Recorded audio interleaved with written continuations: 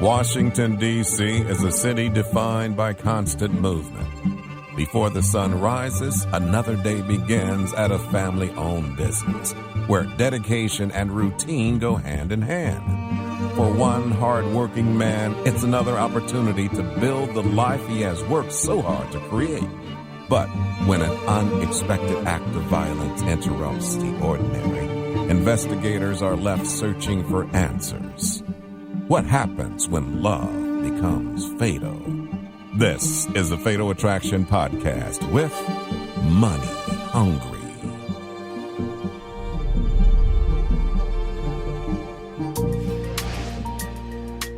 August 18th, 2009, Washington, D.C. It's noon in the nation's capital, a bustling city of 600,000. D.C. is probably one of the most diverse places in the country.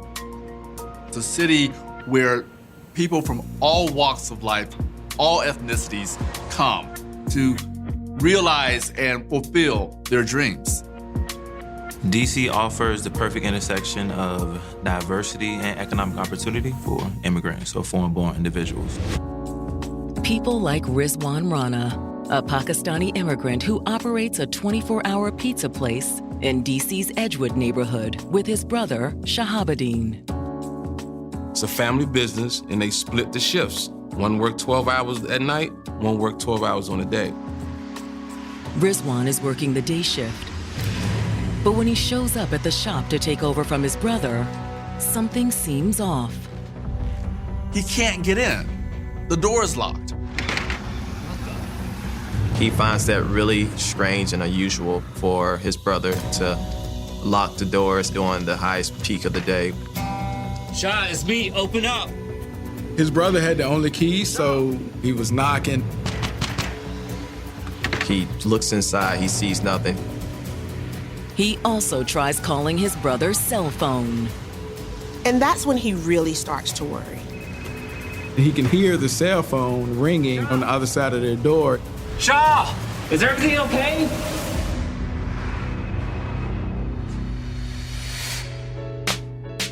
Originally from Pakistan, Shahabuddin Rana immigrated to the United States in 1997. Shahabuddin came to the United States with a dream to own his own business.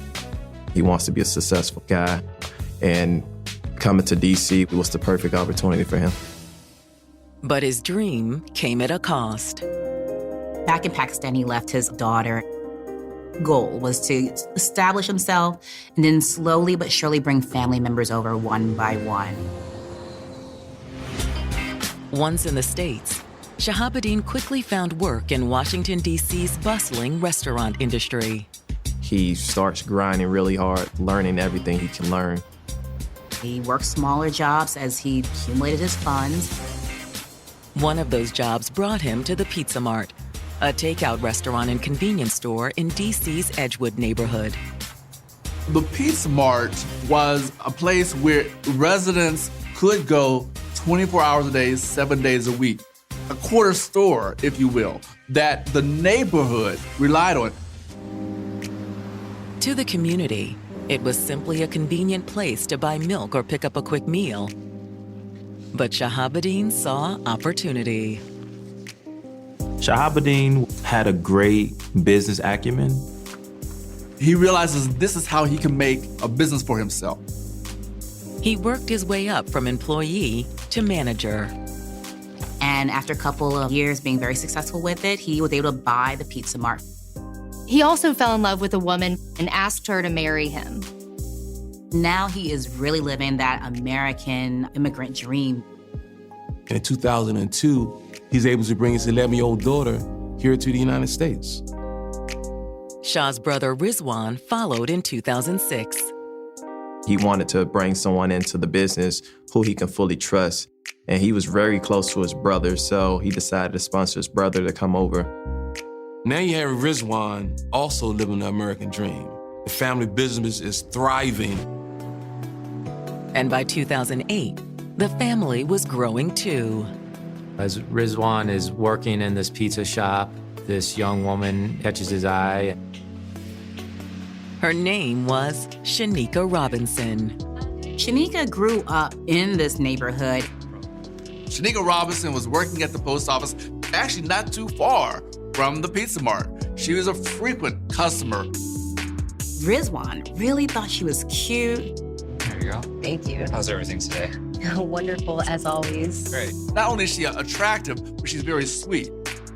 He just develops some feelings towards her. They flirted her now and again. Maybe you should ask her out. You think so? Think about it. You should. Rizwan eventually took his brother's advice, and a whirlwind romance followed. After a couple of months, the two tied the knot. They're a cute couple. Shahabuddin is proud of his younger brother. He's flourishing out here in the D.C. area. He has a wife now, and now everything looks like it's going pretty well for the family. But now, Rizwan has shown up at lunch hour and found the door to the Pizza Mart locked. His brother's inside, but he's not answering the door or his phone. He can hear a phone ringing. Shah!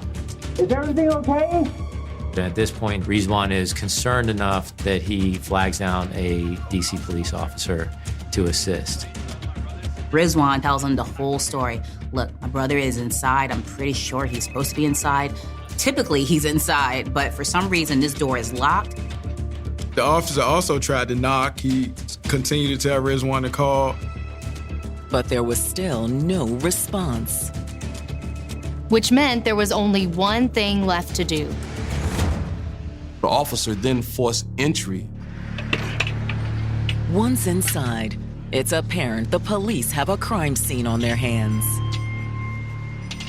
The place looks ransacked. There's been a robbery, or worse. There's a trail of blood leading to the back. The officer followed the blood to this back area. And when he enters the storeroom, it appears that Shahabuddin Rana's American dream has come to a tragic end. There's a man's body face down in a pool of blood.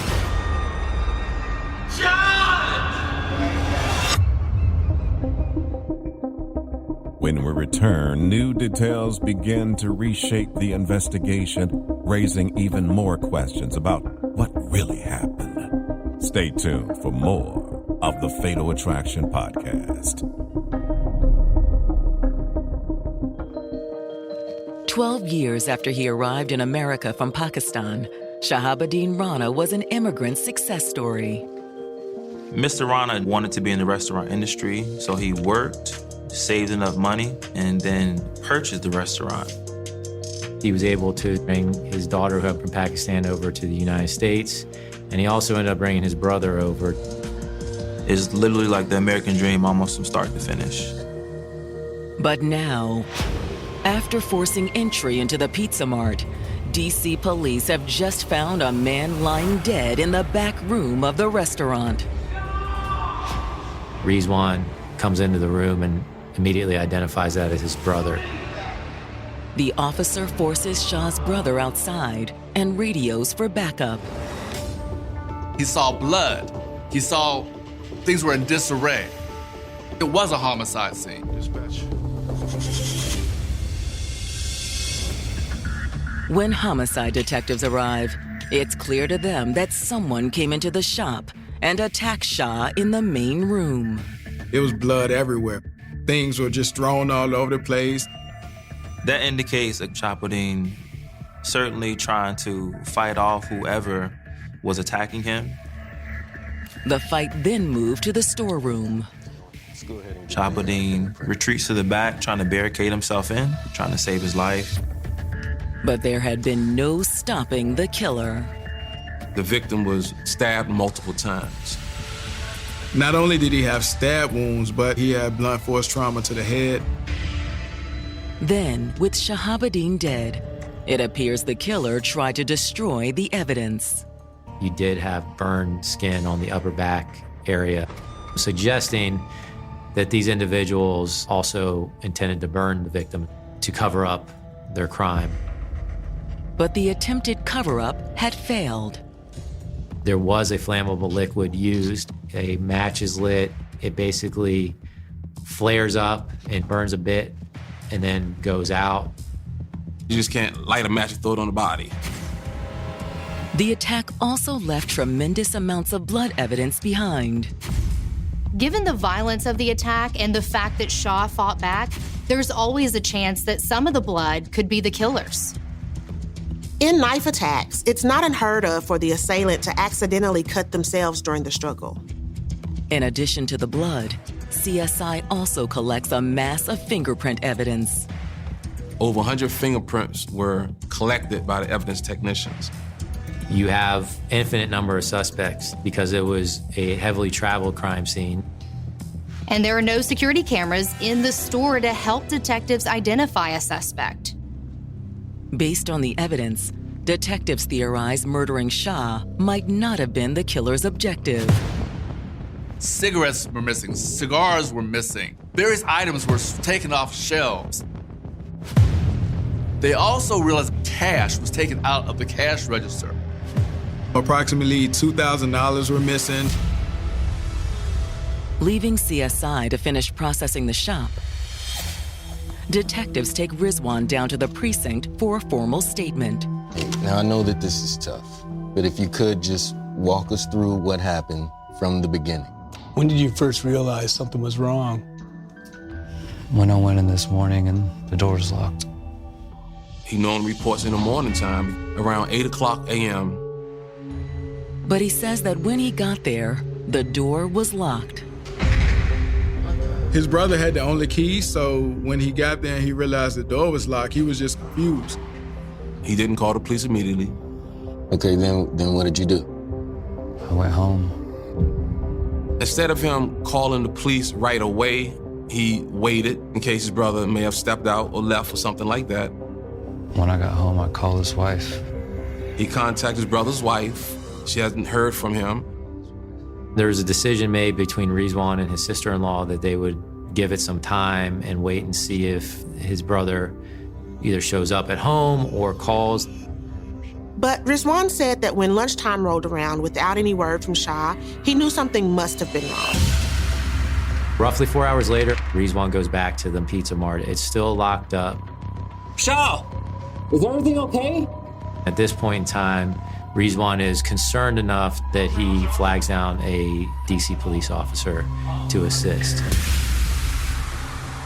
Rizwan's story seems to fit with the detective's first impressions from the scene.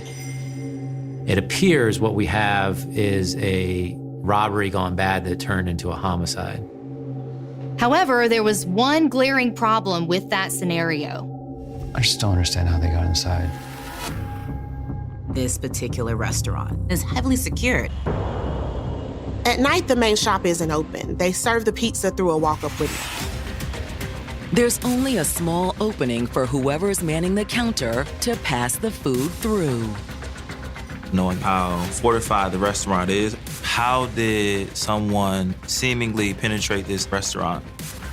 There's just no sign anywhere that anyone was forcibly entering this place. More than likely, he opened the door for someone he knew.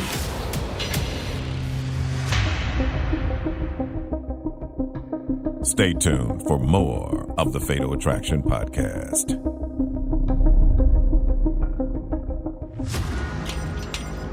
Detectives in Washington, D.C. have reason to believe that Shahabuddin Rana's brutal murder wasn't just a robbery gone horribly wrong. The door is always secured at night. After hours, they usually serve pizza through the sliding windows, which is bulletproof. You can't get all the way in. Someone has to let you in. A routine robbery would mean that somebody had forced their way in, and there's just no sign anywhere that anyone was forcibly entering this place. That indicates that this was more of an inside job. The violent nature of the attack also points to an ulterior motive. If it was a robbery, you could just beat the person up, take the money, and leave. There was some anger and some passion and emotion behind this murder. There were so many cuts. We're talking over a dozen cuts and stab wounds. With a stabbing, you feel the person on the other end of your knife. With beating, you feel the life go out of them. Somebody had a score to settle with Shahabuddin. Somebody really wanted him dead. But who? There's one person the detectives will definitely need to rule out. Many times it's the people closest to the victim. So in this case, Rizwan became a big suspect. He admitted he'd been to the shop earlier that morning, but supposedly couldn't get in. By all accounts, the door being locked at that time was super abnormal.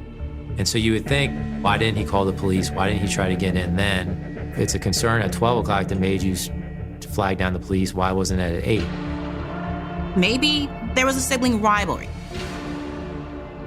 There may have also been a financial motive. Greed is something that motivates most crimes. And who would have stood to profit really from Shahabuddin's murder? Well, Rizwan potentially could have gotten the whole business. Hoping to determine if there was bad blood between the brothers, the detectives reach out to Shahabuddin's wife. She confirms that Rizwan is the only other person who works that late-night shift at the pizza shop. But she also says that Rizwan is the one who normally works nights. Rizwan was supposed to be working that night, but his brother had taken that shift instead. That throws up some red flags for investigators. Why was Rizwan not there for his shift? The detectives can think of one possible answer. They kind of inquire, is Rizwan the type of guy that might have an in for his own brother? Would he want to kill his brother off? She says absolutely not. If you ask the wife, there's just no reason why Rizwan would ever hurt his brother. He loved his brother, they were a team. Shahabuddin and Rizwan very close. Shahabuddin's wife viewed Rizwan as somebody who was grateful and thankful for the opportunity that his brother had given him. She knows in her heart that he's not the killer. All right, thank you. The detectives will need more convincing. After talking to Shah's wife, they bring Rizwan in for another round of questioning. The detectives questioned why didn't he call immediately the first time he went to the shop and nobody answered. I thought something had come up. Maybe he stepped out. Rizwan explained to the detectives that he was just confused. He says it never occurred to him that his brother might be dead or injured. The detectives are skeptical. I mean, you have all this security, bulletproof glass and everything. You didn't suspect a robbery? No, not at first. Detectives, of course, turned up the heat on Rizwan, trying to understand how come he didn't have a key. They thought maybe his brother didn't trust him. Rizwan says that wasn't the case. Rizwan tried to explain, no, look, we don't have a need for 2 keys because it's open 24/7. Okay. Well, where were you last night when your brother was in the shop? Of course, the detectives asked Rizwan, do you have an alibi? And he says, yes, I was home. He lives with his brother and his wife, and she didn't say anything about him leaving during the night.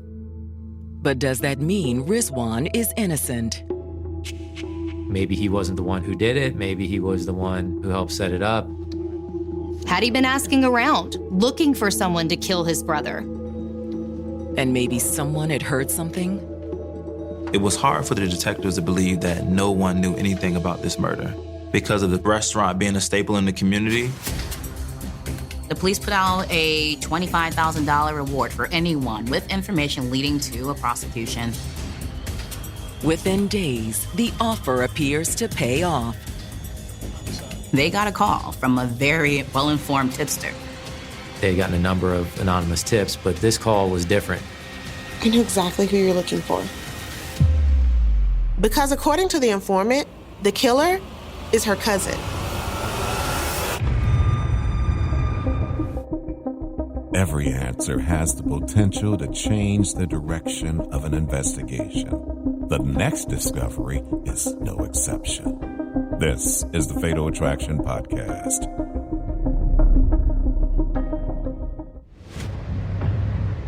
10 days after police found Shahabuddin Rana stabbed to death in his Washington, D.C. restaurant, the offer of a $25,000 reward produces a possible lead. Homicide? A woman has called into the tip line saying she knows who did it. The informant's name is Trisha Parkinson, and her cousin is Shanika Robinson.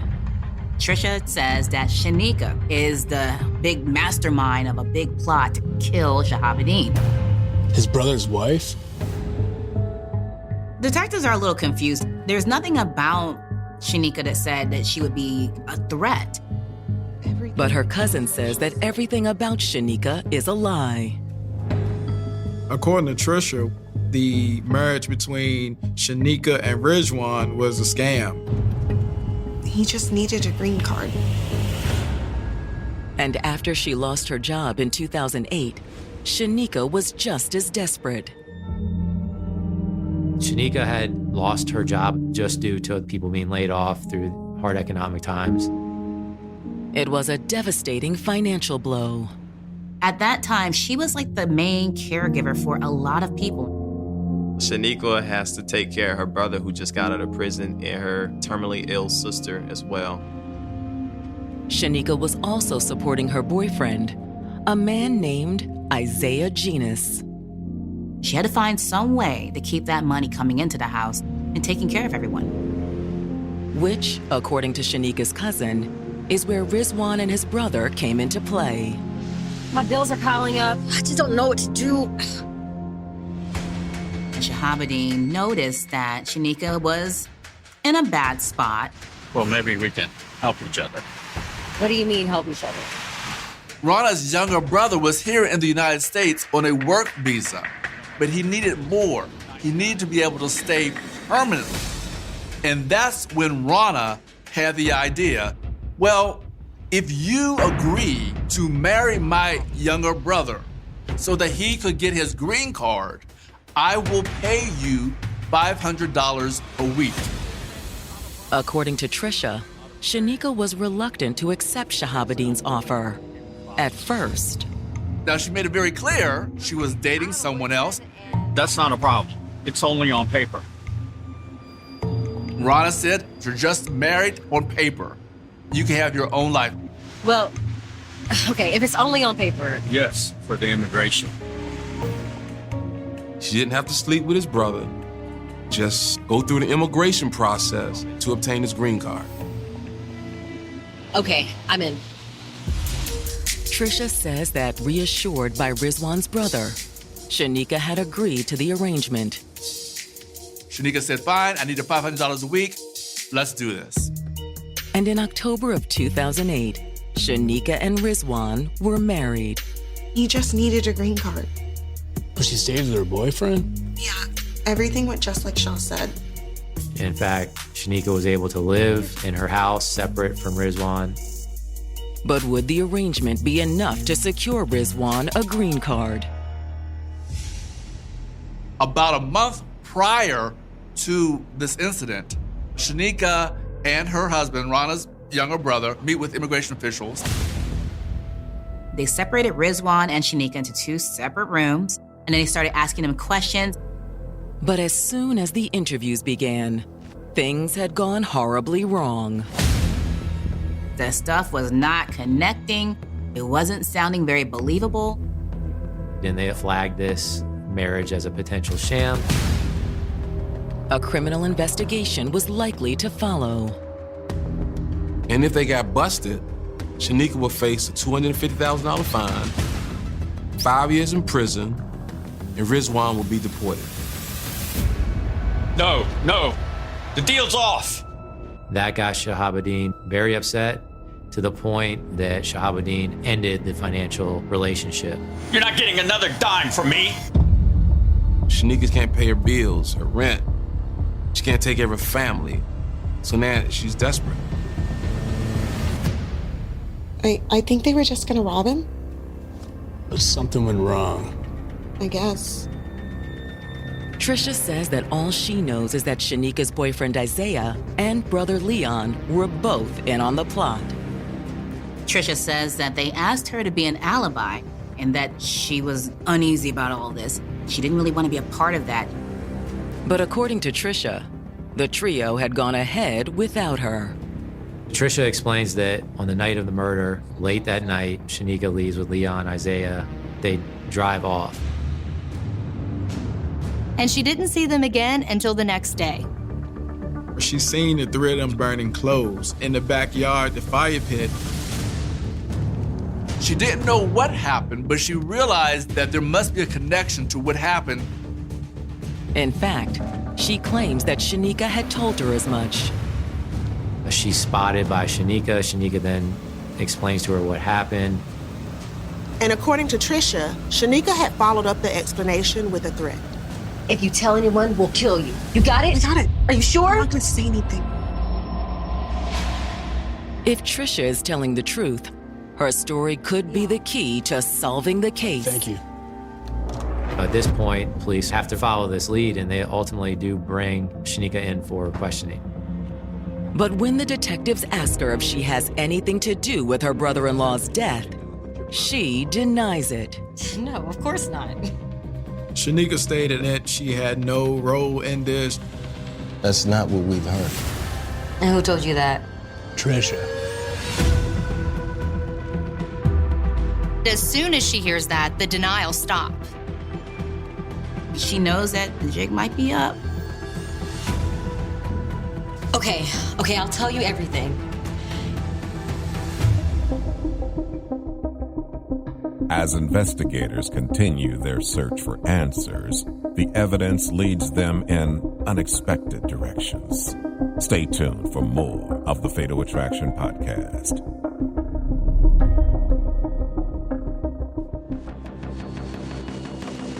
Washington, D.C. detectives are grilling 26-year-old Shanika Robinson about the murder of her brother-in-law, Shahabuddin Rana. Her cousin told police that Shanika's boyfriend Isaiah, and Shanika's brother Leon had killed Shahabuddin. She said all three of them were in cahoots. She says it all started after Shah paid Shanika to marry his brother Rizwan in an attempt to fool the immigration authorities. But the interview went bad, which is going to jeopardize his brother getting a green card. From this point, Shahabuddin communicated he's no longer paying Miss Robinson the $500 a week. When detectives confront Shanika with Trisha's story, she doesn't deny parts of it. Shanika told the detective that she and Shahabuddin did have an agreement to obtain $500 a week if she married Rizwan so he can get his immigration status. It seemed like a good idea. We made easy money. She wanted this as a quick fix for her financial situation. But Shanika says that as the all-important interview with immigration approached, Shahabuddin demanded that she and Rizwan do more than just keep up the appearance of a marriage. He was putting pressure on Shanika to consummate the marriage. She told the detectives that that's not what she agreed to. But needing the money, she went along with it. You slept with him? Yeah. That wasn't the only complication. At some point within this dynamic, she becomes pregnant. Was it Rizwan's? No. She says her boyfriend Isaiah was the father. Shanika told the detectives she had lost the baby. But she says somehow Shahabuddin still found out about the pregnancy. Mr. Rainey is very upset. He's insisting that she stop sleeping with other men. He told Shanika if she doesn't clean up her act, he's gonna cut her off. The disastrous interview with immigration came a few weeks later. Shanika stated after the interview, Shahabuddin called her. He was upset, he was frantic, he was mad. You're not getting another dime from me. It's not my fault. What am I supposed to do? She needed this money. But according to Shanika, it was Isaiah who urged her to do something about it. Shanika told the detectives that Isaiah approached and said, hey, let's go and talk to Shahabuddin. They would have a talk with Rana about the $500 a week that he promised. Shanika says she initially hesitated. According to Shanika, Isaiah is a hothead. She figured that it would escalate. But Shanika says she'd eventually agreed to give it a try. Her and Isaiah went to the pizza spot. Although according to Shanika, only Isaiah had gone inside. She's telling the detectives that she was ordered and told to stay in the car. She said that she didn't know what happened inside of the Pizza Mart. All she says is that Isaiah was in the store for about 15 minutes. How'd it go? I handled it. Thank you. Isaiah gives her $500. She says she didn't know anything about the murder until the next morning. Shanika tells detectives that she thought about calling the authorities, but she was too afraid because she didn't know what would happen to Isaiah. But detectives suspect Shanika isn't telling them the whole truth. Shanika is IDing Isaiah as the solo possible perpetrator in all of this. But the detectives know from Trisha's statement that there were 3 people involved in this. According to Trisha, the third person involved was Shanika's brother, Leon. Detectives continue to probe, and they give her the information of another person in this, but she didn't want to give up Leon. It doesn't matter to the detectives, who take Isaiah, Shanika, and Leon into custody. All 3 are arrested on first-degree felony murder charges. But Leon and Isaiah refuse to talk. But will their silence make much difference? The police execute a search warrant at the home of Shanika, Isaiah, and Leon. In the backyard, they go to the burn pit, and they realize that the clothes were burned there. That fits with some of what Trisha told detectives. Inside the house, the detectives make another intriguing discovery. They didn't find a murder weapon, but what they found was Shanika's diary. It was a smoking gun. The idea was to go there and talk, but if talking didn't work, then it was use whatever force necessary to get the money. She even had a diagram of the layout of the Pizza Mart in her diary. It shows a premeditated murder by these 3 suspects. The detectives have no doubt. But will it be enough to convince a jury? After all, Shanika's pinned the whole thing on Isaiah. Have a seat here. They sit down with Isaiah and explain the situation. Shanika said it's all you, man. I mean, she can't blame Leon. Isaiah realized that Shanika and Leon are brother and sister, and they are not going to turn on each other. Backed into a corner, Isaiah breaks. Look, that's not what happened. He did reveal that Shanika was behind the whole thing. Isaiah said that Shanika was not inside the car. That during the entire attack, she was inside. She was in the store witnessing the murder the entire time. Stay tuned for more of the Fatal Attraction podcast.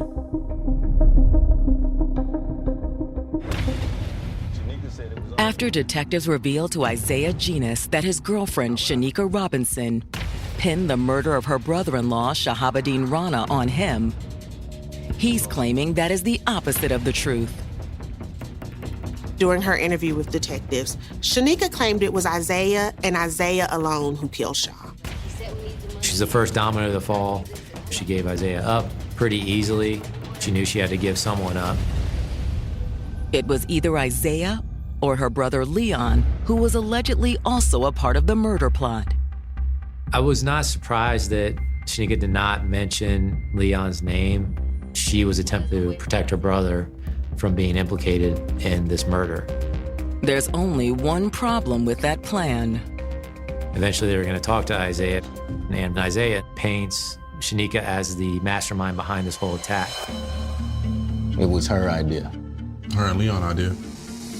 Isaiah indicated to the detectives that, yes, it was 3 people, Shanika, Leon, and himself. He doesn't want to have the full brunt of a whole murder. So he's doing his part to just distance himself. The rest of Isaiah's story lines up with much of what the detectives have already heard. Isaiah confirms that Shanika wanted the money that was owed to her. He tells detectives that it was Shanika's idea in an act of revenge. Shahabuddin wasn't supposed to die. He was supposed to be roughed up a little bit. But according to Isaiah, once they were inside the restaurant with Shahabuddin, the plan had gone awry.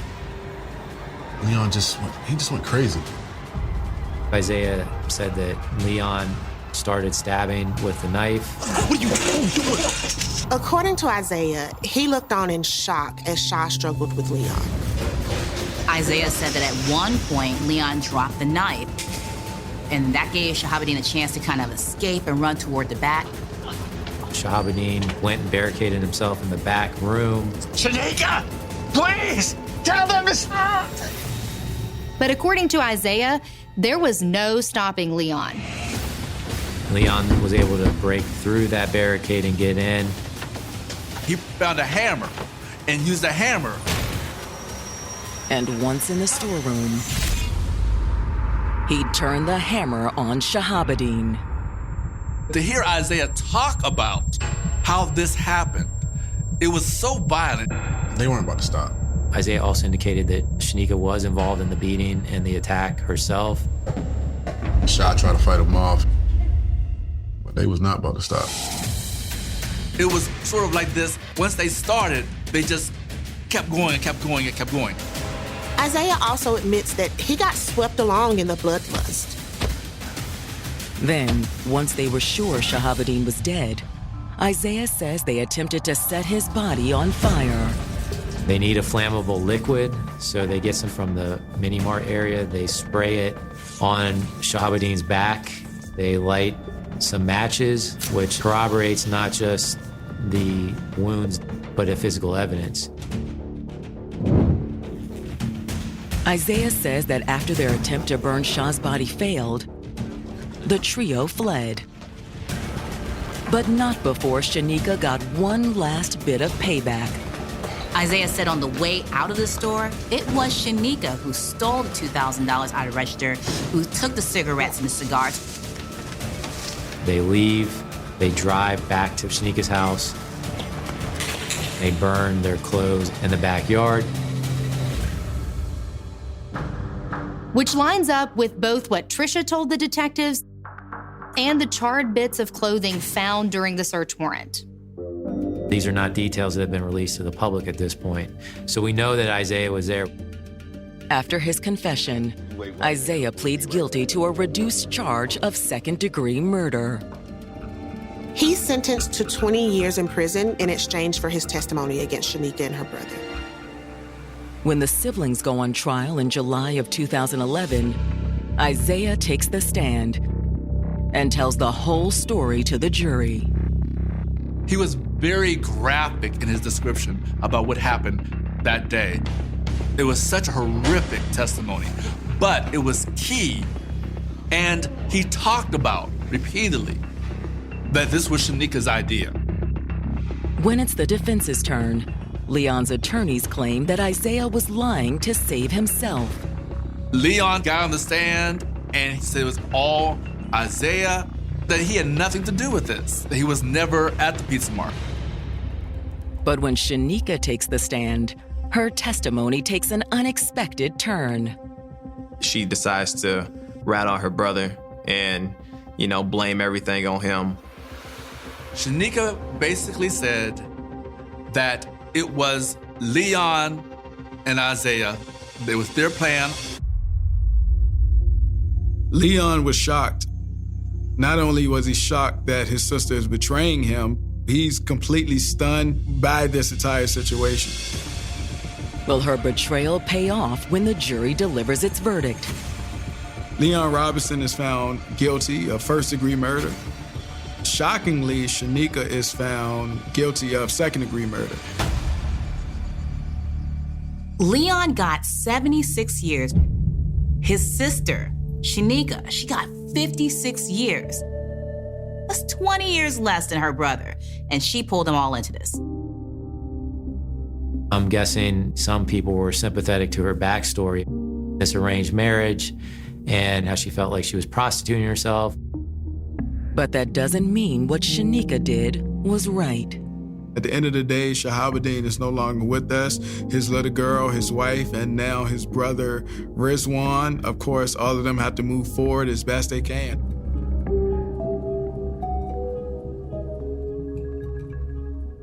The measure of a life is rarely found in a single moment. It's found in the years spent working towards something greater than yourself, in the sacrifices made for family, and in the lives touched along the way. Shahabuddin Rana spent years building a life for his family, working side by side with those he loved. He was known not only for his work ethic, but for the relationships he cultivated within his community.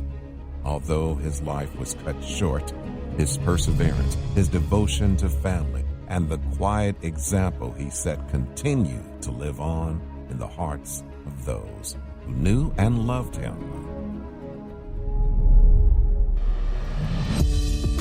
She was on the verge of having the family she always wanted.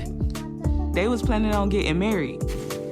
When I got the invitation, I told them congratulations. She was happy. You could tell that she was excited. Until a horrific crime destroyed everything. Smoke was coming from the apartment. Gas was distributed throughout that house. I don't wish this on nobody, not even my worst enemy.